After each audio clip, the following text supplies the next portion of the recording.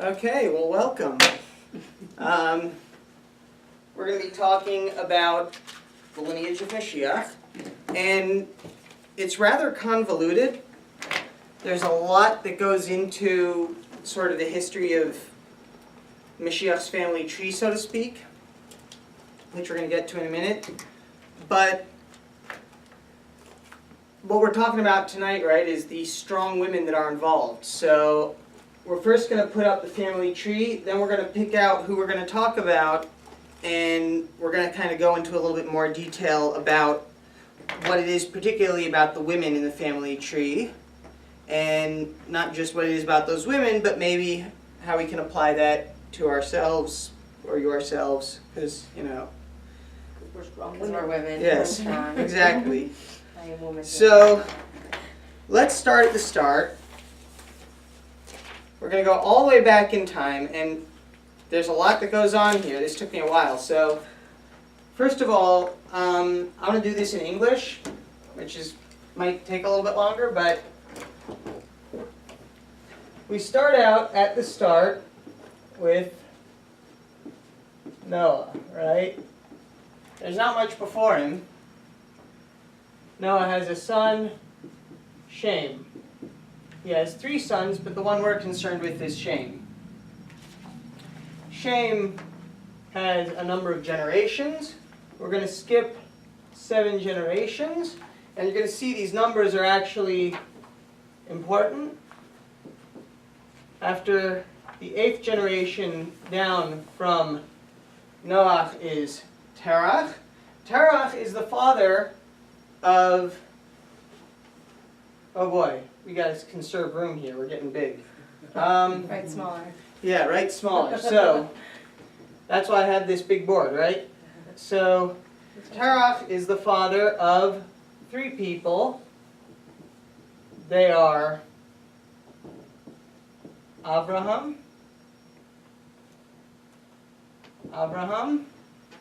and Haran, and Nachor. Now, here's where it starts to get interesting. Haran has a daughter, Milcah. Nachor marries Milcah.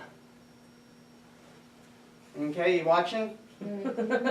Abraham has 2 wives, right? He has Sarah and Hagar. So Abraham's got Sarah and Hagar. Nachor and Milcah, Abraham's brother and niece, get married, and they have Lot. We'll bring him in later. Milcah also. Incest was already going on. Okay, so let's just address that. No, we're going to see this quite a few times actually. So here's the deal. There are 2 types of marriage that we're going to see over and over that are common and completely permissible. And that is an uncle and niece and first cousins. Both are actually very common forms of marriage historically and are completely permissible by Torah. So let's take that over here to Abraham. Now, Abraham, you notice we got Noah, we got 1, 2, 3, 4, 5, 6, 7. Wait, what am I missing here? Do we not know 1, the 7? we got 1. We do, but I'm not going to put them all in here. They're in the list of begats at the end of the book, at the end of Parshas Noach. So 1, 2, that should be 8, 9, and Abraham is number 10. And we're going to see that 10s and 7s keep showing up. Now, Milcah has a daughter. Actually, oh, I'm going to Hebrew here. Bethuel, I think might be a son. I think it's a daughter, but so has Bethuel. Now, Bethuel. The ending of L, isn't that usually masculine?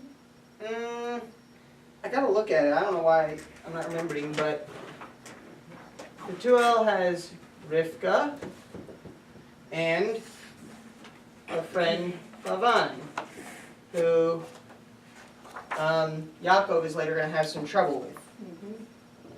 Avraham, for now we're just going to focus on Yitzchak, right?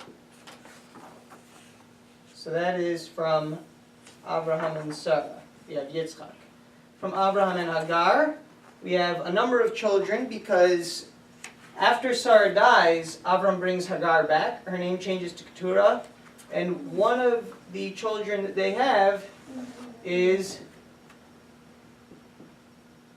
Midian. One of their children is Midian, and we're going to see that comes in later. So now we've got Yitzchak, right? Bethuel's the father of matriarch of Rebecca. Are you gonna do that? You just asked, I'll just look at it. Okay. So now we have Yitzchak is here, right? Yitzchak, of course, marries Rivka, first cousin again. That was right about to be masculine. Right? Sorry. Yitzchak marries Rivka, who is his, let's see, Abraham, Haran, Milcah, Bethuel. Rivka is, if Milcah is the niece, so Rivka is related to Isaac. Now we have Lavan. Isaac has a son, of course, Yaakov. And Yaakov is going to marry one of the daughters of Lavan. Lavan has two daughters, right? He has Leah and Rachel. So we have Leah and Rachel. Yaakov marries his first cousin,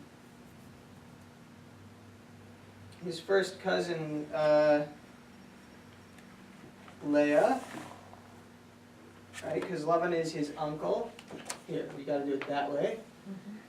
Lavan is his uncle. He marries his first cousins, Rachel and Leah. And from that, we have Yehuda. We have a number of sons, but we're going to focus on Yehuda because it's the line of Mashiach. Now Yehuda, here's where Tamar comes in. Yehuda marries Tamar. Tamar is somehow, we don't know the full lineage, Tamar is a descendant of Shem. All in the family. Tamar is a descendant of Shem. Now Lot, let's go over here. Lot has two daughters. His daughters have two sons from him, right? His daughters cohabit with Lot, and they have Moab and Ammon. And they will come in later. Now from Yehuda we got a pretty straight shot. So we go from Yehuda, and we have, right, Yehuda goes down to Egypt. In Egypt we have Peretz and Ram. Ram has a son, Aminadav. And Aminadav, you may have heard his name mostly because of his son. His son is Nachshon.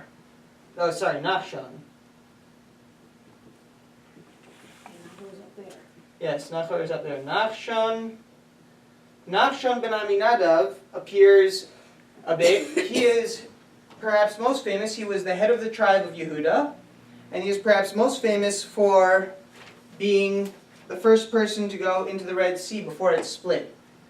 Avram says, go. Hashem says, go. Nachshon goes.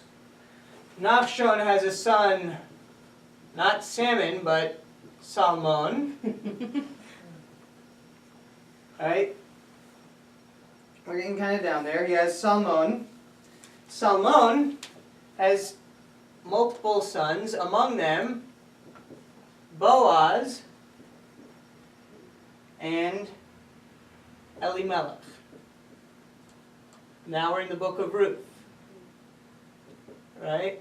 So Elimelech, and it's unclear exactly the relationship here. Some people say that Elimelech and Solomon were actually brothers, but we're going to go with the most commonly accepted version, which is that Elimelech and Boaz are brothers. Elimelech takes a wife, and her name is Naomi.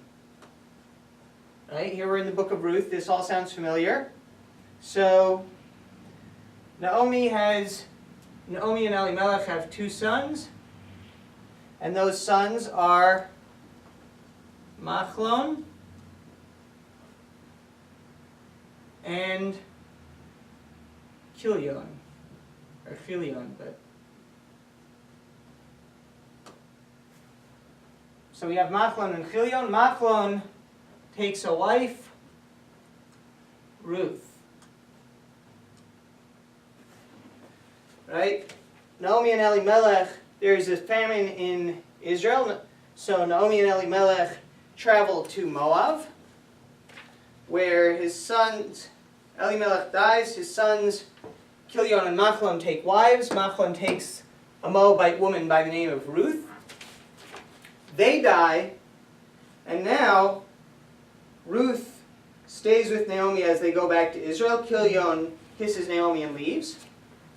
Ruth stays. Eventually, Ruth finds out that she is going to end up married to Boaz, who is her uncle-in-law.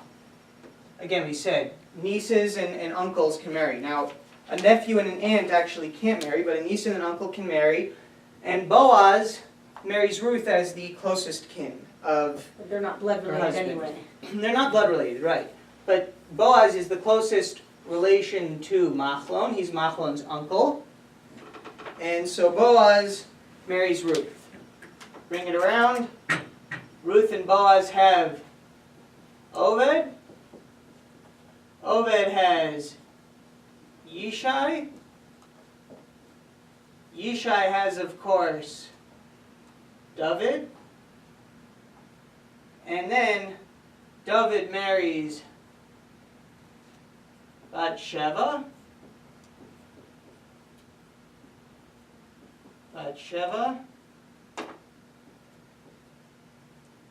And they have a son, Shlomo.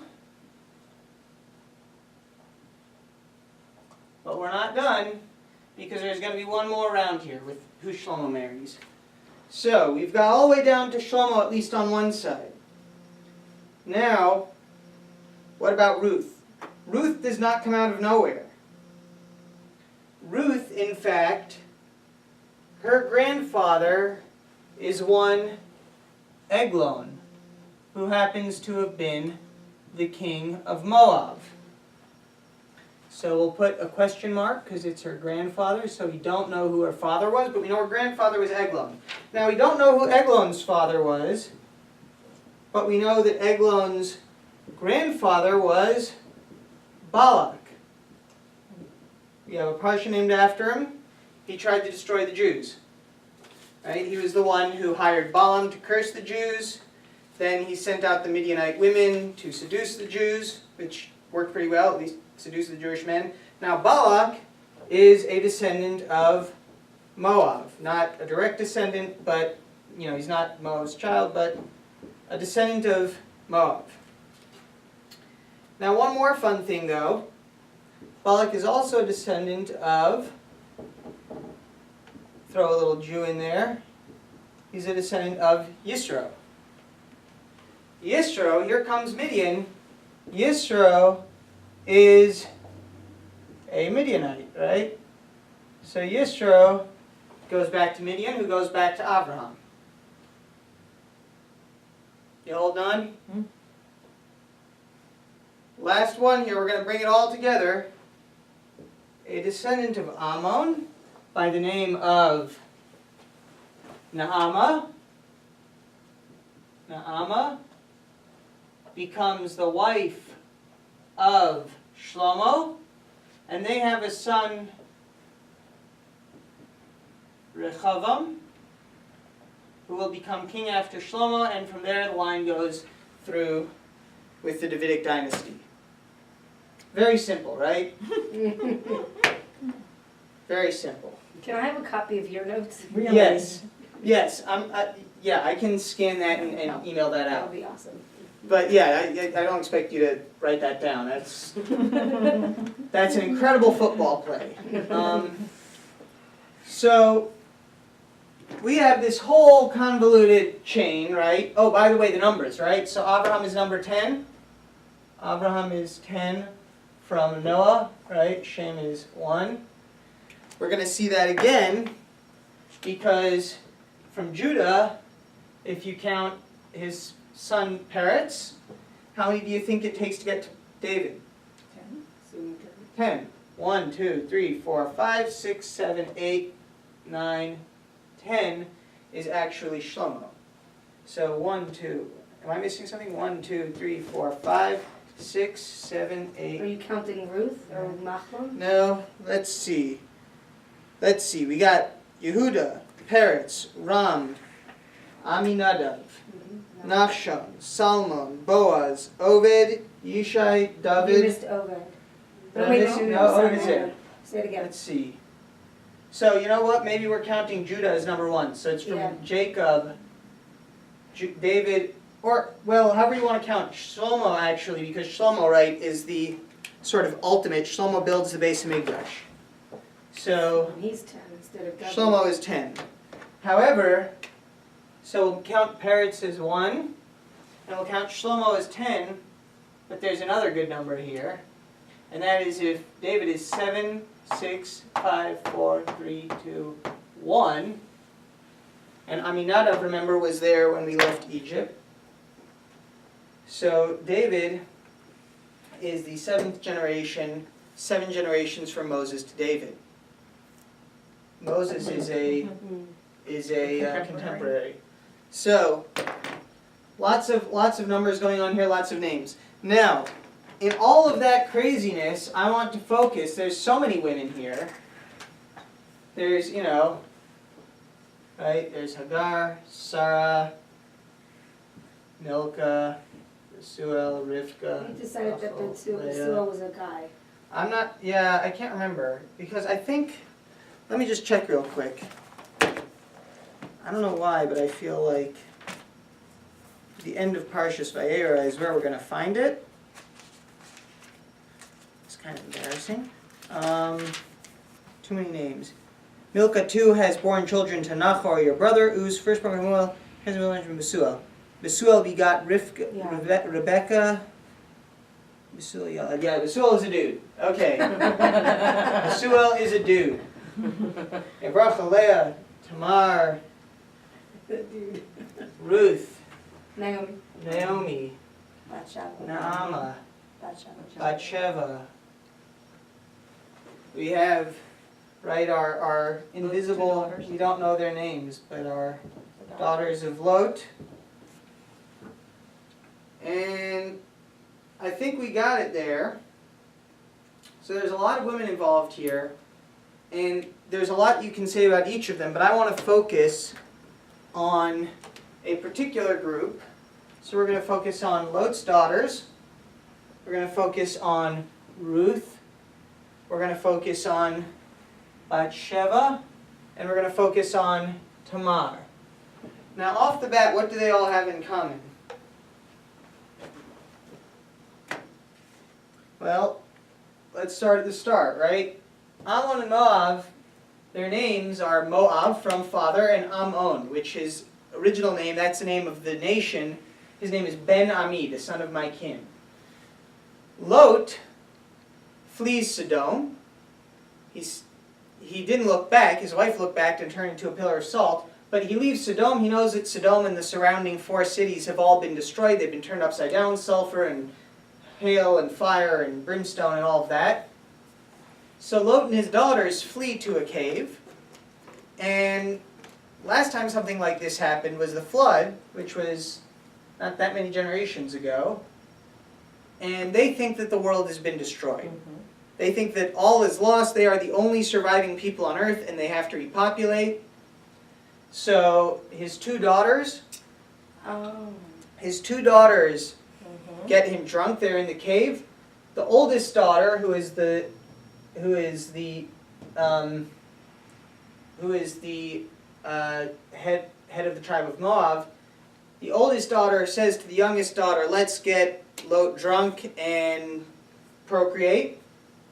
They do the first night. The older daughter procreates with Lot, and the Midrash says they were unmarried, they were virgins before they were with their father, and it's very uncommon for a first act of relations to result in an actual conception. So it says that it was sheer will, that there was, the wording is interesting, but basically they put a great amount of intent and effort into the idea that they had to repopulate the world, they were only going to do this once, and that's how they were able to conceive with their very first procreative act. With their father. They didn't think they had a choice. Right. So they get Lot drunk. First daughter has a child Moab, which, as well-intentioned as they might have been, naming your child Moab from father is a little brazen. And Ammon, the second daughter, is a little bit more discreet. She names it Ben Ami, the son of my kin. Right? A little more discreet. And so Lot's daughters start off this trend. They're the first generation of this sort of unusual chain of marital relations. And we'll see as we go down the line that each of these women got to their offspring in this sort of unusual way. Tamar, well, let's start with Lot's daughters. So that's a basic story, right? Lot's daughters, they think that everything is lost, and all is lost, they need to procreate, this is the only man alive, they're going to do it. What else do we know about Lot's daughters, though? That's all that we're told directly in the text. So there are different ways to look at this. First of all, the text doesn't even tell us that they thought they were the last people on earth. We can deduce that. The Midrash tells us that. But we're really given very little information. We don't even get their names. We just say the older daughter and the younger daughter. The Midrash Rabbah, however, gives us a much more fleshed out version. Midrash Rabbah is a midrashic commentary on all of Chumash. It actually goes through, I believe, it goes through all of Tanakh by different names. So Bereshis Rabbah, on the book of Bereshis, really fleshes out what there is to say. And I have a Bereshis Rabbah right here. So I will actually give you the text. So, where are we? Let's see. We're still in the Garden of Eden. It's very thick. There's a lot of text here. This goes through the first 4 parshas in Bereshis, this entire book.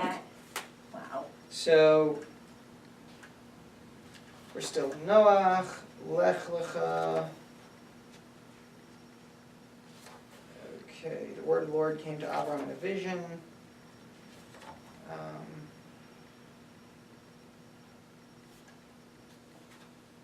Let's see.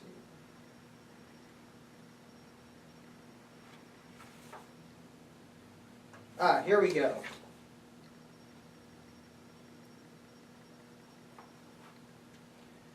So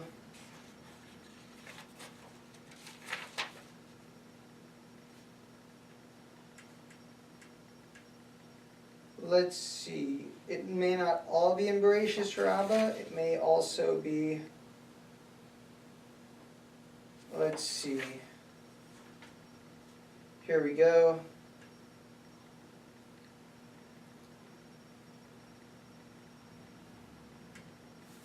So, I don't have it exactly in here. I'm looking in the story here.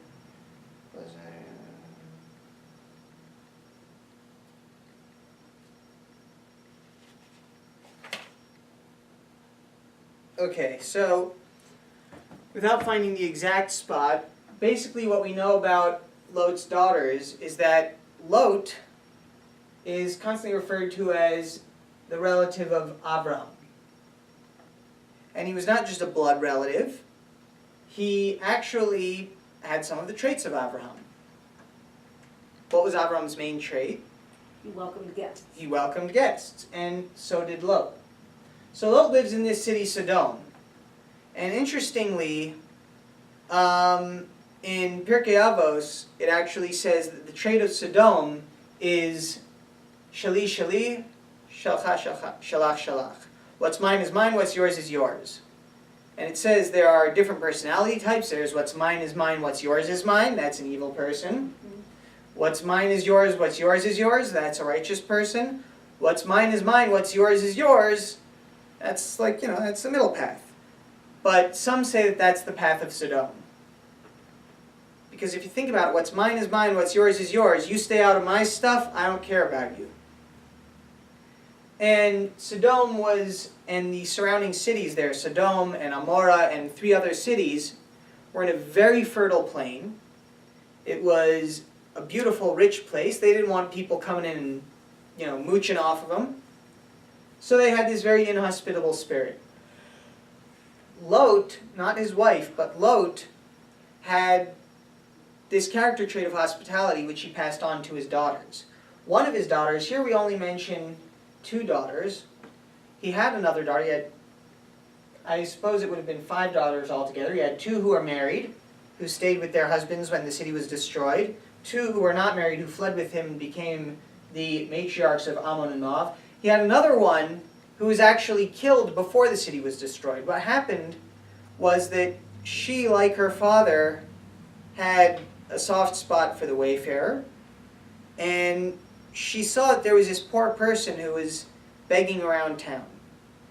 And every day she would take a little bit of food, she would hide it, and she would go out and she would feed him. And she did this for quite a while. Eventually the townspeople realized, like, there's this beggar, how is he surviving? We don't feed beggars. They found out that it was her. What they did was they took her, they slathered her in honey, and they put her up on a post, and they waited for the hornets to come. And she was actually stung to death. Mm-hmm. And she cried out, she said, is this what you're going to do? Is this what you're going to do? And when she cried out, it says Hashem heard her cries. And that's when it says, Hashem says to Abraham, I'm going to go down and I'm going to go, so to speak, go down and check out what's going on in Sodom. And if the people of Sodom will hear her cries and take her down, then I won't destroy the city. But obviously they didn't. And that was actually the catalyst for the city being destroyed. So Lot's daughters actually did have positive traits. They were very giving unto death. So you have Ammon and Moab. Interestingly though, Ammon and Moab are actually not allowed to marry into the Jewish people. That you can convert from any nation, not Ammon, not Moab. Says an Egyptian also can't marry in, but 3 generations down of converts, an Egyptian can marry in. An Ammonite and a Moabite cannot marry into the Jewish people at all. They can convert, but they can't marry in. Why? Because Ammon and Moab, when the Jews were traveling on their way to Israel, Ammon and Moab were very inhospitable. The Jews came and they offered to buy food and water from them as they came through. And not only would they not help sustain them for purchase, they weren't asking for handouts, they actually instigated and attacked. Right? As you know, Moab was Balak. Balak tried to destroy the Jews. He got together with the Midianites and tried to destroy the Jews. So Ruth, we'll get there. So that actually became an issue for David because, right, his grandmother is Ruth, and there were people who kind of heckled about that, and we'll get to that later. Ammon and Moab. That's 3 generations. Did you just say something? Well, that's for an Egyptian. For an Ammonite or a Moabite, they can't marry in at all. So we're going to see that becomes an issue for David and for Shlomo, right? Because Shlomo's wife Naamah is an Ammonite woman. So Ammon and Moab, their descendants in the time of Balak, right, a few generations down, completely undid the positive character traits of their forebears, and therefore forfeited their ability to join the Jews. The Jews are a people of hospitality, of kindness, and when you have a people who are the very opposite of that, that cannot come into the Jewish congregation. Now, even so, because they were descended from Lot and his daughters, Ammon and Moab are not allowed to pick a fight with. Later on, again, that'll be an issue for David, because he does pick a fight with them. And we'll see, David has all kinds of issues with this descendants of Ammon and Moab, because supposedly we're not supposed to pick a fight. It says Moab, you can't attack, but you can antagonize them. Which, you can tax them, you can make them a vassal, but you cannot go and attack them. Ammon is actually on a little higher level, because Moab is this brazen name from my father, right? Laying it all out there. Ammon is a little more tznius. So Ammon, not only can you not attack, but you can't even instigate, you can't antagonize. And David is going to have issues with this later. So you have Ammon and Moab, and the main thing though, focusing on the daughters again, and we're going to see this played out with Tamar and Ruth and Bathsheba, is that remember, these are going to be the matriarchs that lead to the line of Mashiach. So it seems like a really odd thing to have this kind of, even if it was of the best intentions, to have this incestuous relationship that leads to the line of Mashiach. Seems very tainted. It does seem very tainted. So there's a basic explanation for what's going on, that we have to have all of these various convolutions and weird ways and sort of unusual relationships to get to Mashiach. And one explanation is that you have the soul of Mashiach. Now the soul of Mashiach is a very important, high, holy soul. As the soul of Mashiach wants to work its way down into the world, the forces of negativity, the Satan comes and tries to hold it up. And the Satan will do everything in his power to hold up the soul of Mashiach, because when Mashiach comes, our desire for evil will be gone. The Satan will be out of a job. So Satan wants to do anything he can to prevent this soul of Mashiach from actually materializing in the world. So what does Hashem do? Hashem hides it. Hashem slips it in where Satan's not looking. Oh, look, there's incest. Satan's not even interested in, Satan goes, oh, that's incest? Yeah, I'm all for that. And kind of slip the soul of Mashiach through the cracks. The other thing, though, is that the daughters of Lot, this relationship is looked upon positively for the daughter, is not so positively for Lot. To get a sense of how Lot feels about his daughters, remember when Lot's in the city of Sodom and he's got his angels and the men of Sodom surround his house, right? They surround his house, bring out the men, we're going to abuse them, kill them. And he says, oh, don't take my guests, don't take my guests, have my daughters. Right? So Lot maybe didn't have the best relationship with his daughters.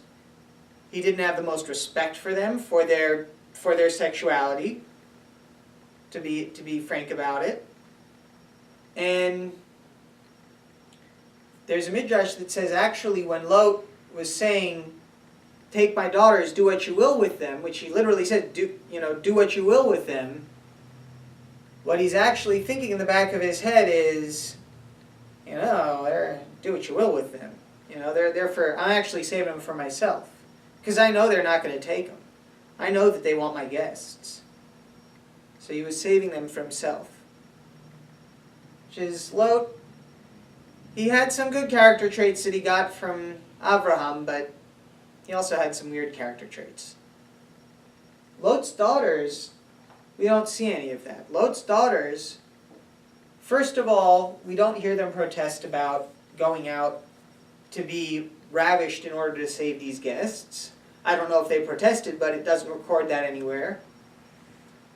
That, again, They were a lot of hospitable. places in Torah that women were not necessarily,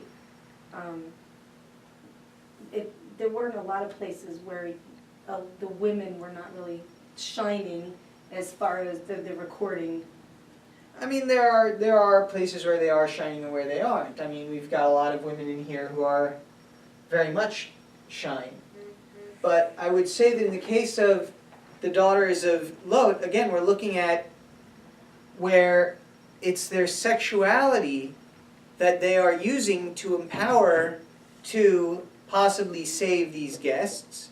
Again, hospitable unto death, like their sister who literally was tortured to death for what she did. Mm-hmm.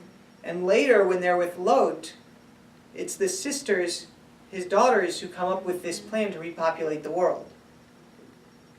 And there's a question as to whether Lot, it says in the Torah that Lot didn't know when they went down or when they got up, because he was too drunk. There's a little dot over the word when they got up, to say that maybe he kind of had an idea what happened. And after the first night, he kind of had an idea what happened, and he got drunk the second night anyway. Again, not a shining comment on Lot, but his daughters, who bring about the line of Moshiach, are doing something that was probably distasteful to them, I would assume. But they were using their own womanhood in a way that, as the Midrash says, they willed themselves to conceive with that single act in order to carry on the world. Move down to Tamar. Tamar has a similar situation. Tamar is first wed to Judah's oldest son. Yehuda has a son. He has two sons, Er and Onan. So first she's married to one son, the older son, and he has a bit of an issue.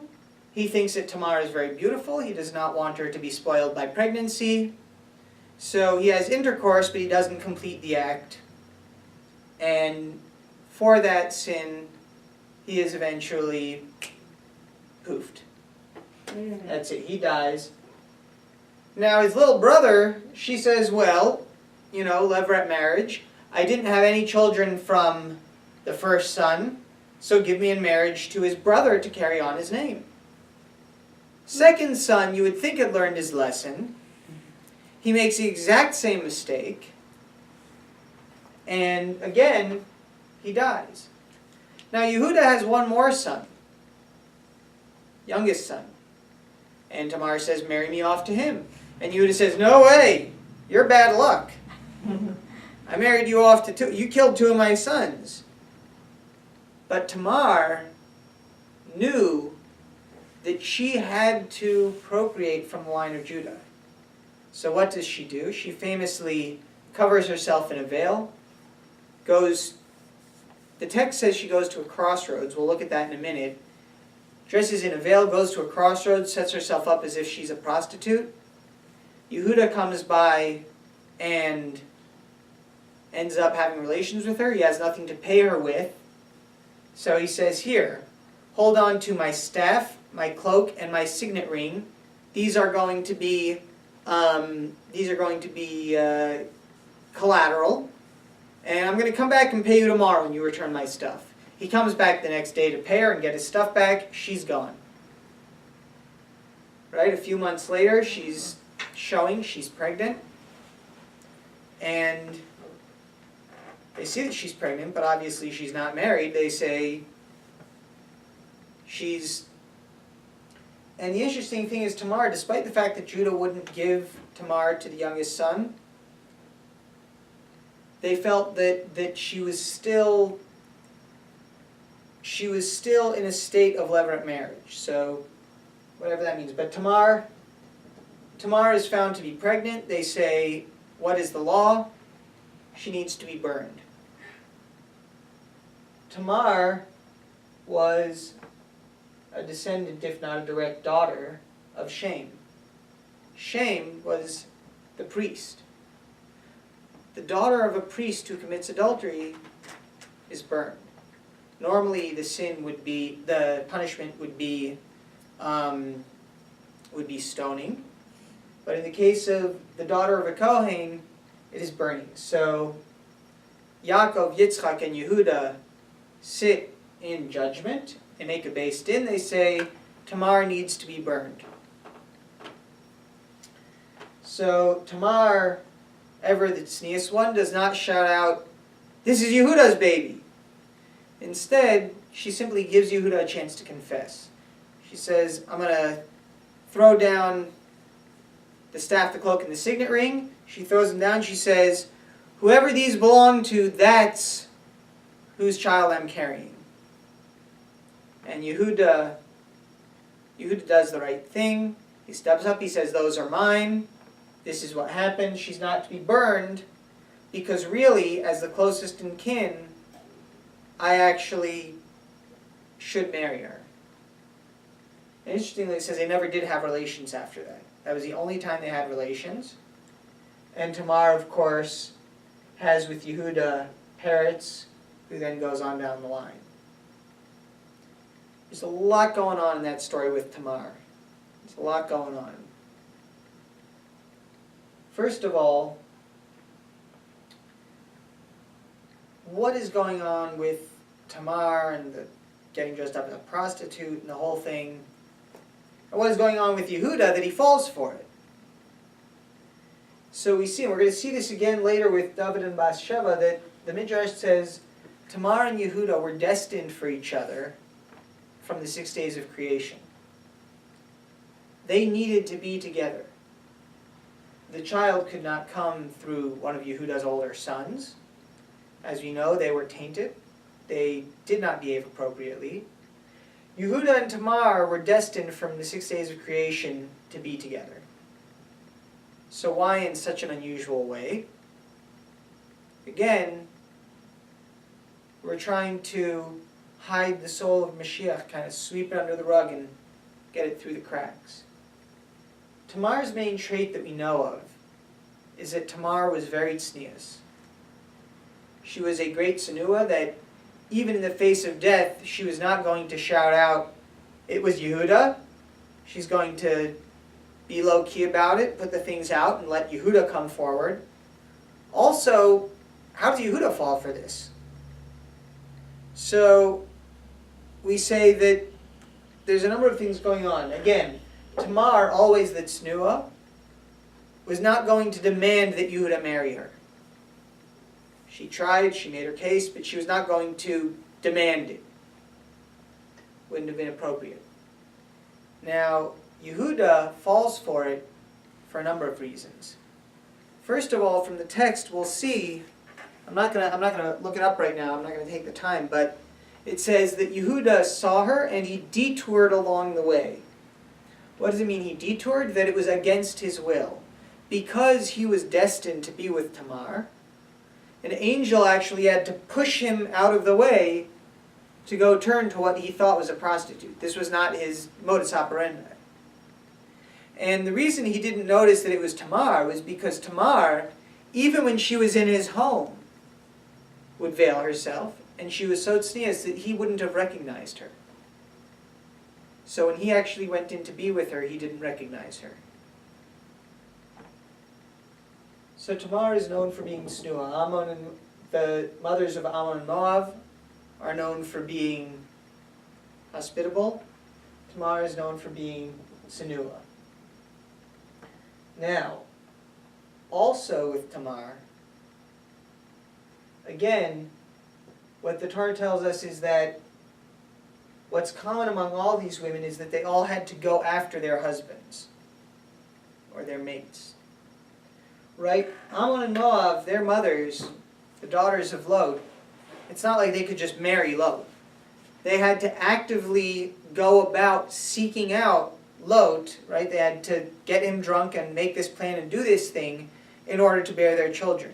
Tamar, again, has to actively do something to get to Yehuda. And she does. And again, it's not when she's, when they're going to condemn her to death,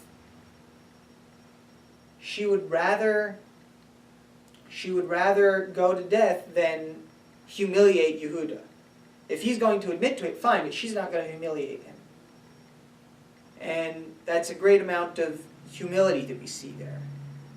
Also, to go out to the crossroads and pose as a prostitute, again, she's not worried about her own honor.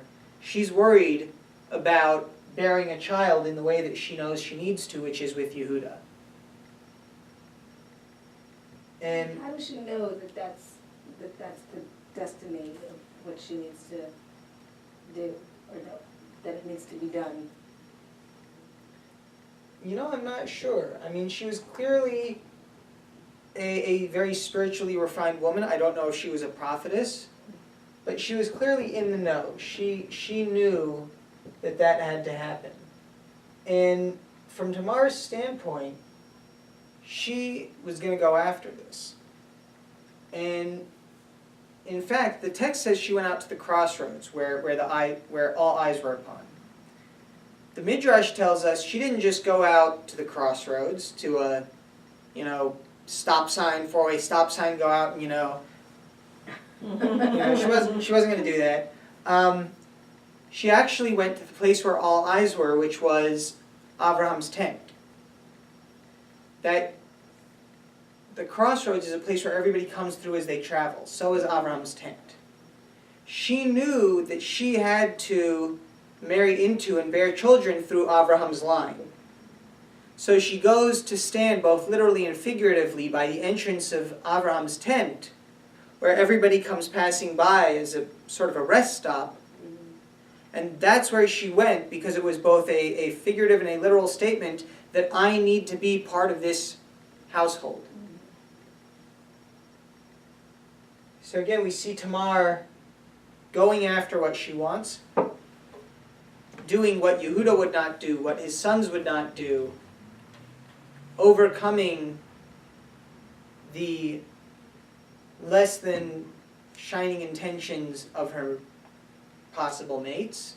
So these are all And of doing what Judah's she sons, needs. Perez, These are So who are their mothers? Yehuda's son from Tamar is Peretz. Peretz's son is Ram. Ram's son is Aminadav. So it's the generations down. Gotcha. Okay. Yeah. So again, we see this, that each one of them has their own trait. Lot's daughters are hospitality. Tamar is modesty. But that both of them have this ability to use, not to sound sexist, but to use a certain power that women have over men, and to use that in a holy way, and to use that in a way that actually brings about the line of Mashiach. And if you think about it, what does that mean to bring about the line of Mashiach? Because what does Mashiach accomplish? Mashiach, the whole idea of Mashiach is to complete the transformation of the world from a purely physical place to a place where spirituality, where, we say on that day, Hashem echad u'shmo echad, Hashem is one and His name is one. That means that Hashem as He is in heaven becomes apparent on earth. So the whole idea of Mashiach is demonstrating that the earthly, the physical, is in fact one and the same as the holy, the spiritual. And it's through the women that we see that happening in the lineage of Mashiach. That it's the women who go about demonstrating that what is at first glance a very physical, material kind of desire is in fact a very spiritual kind of power. What time is it? Okay, so we're going to stop here. We've got Ammon and Moab. We've gotten right up to about the Egyptian exile. We're going to pick up next week. We're going to hit Ruth and Bathsheba. And then we may also touch on some of the other women in here just to kind of bring it all together. But questions, thoughts?